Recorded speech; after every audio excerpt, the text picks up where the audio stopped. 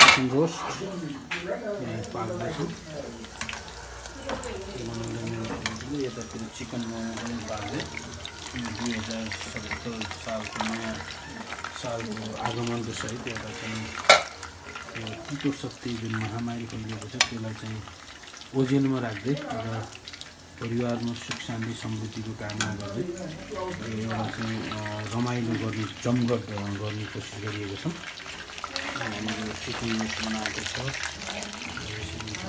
Chicken momo यही छ कामना सबैको शुभ रहोस्।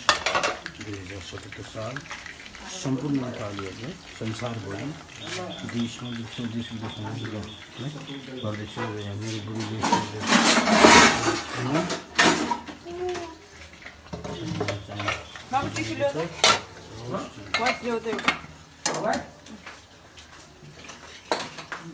यहाँनिर मम्मीहरूले यहाँ खाँदैछ ड्याडीले।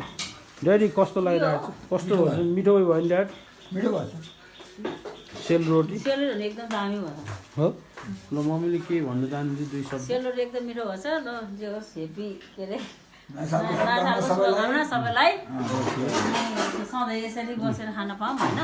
निरोगी हुन् सबैजना, राम्रो होस् है। धन्यवाद। शुभ रहोस् 2077 साल हामी सबैको। धन्यवाद।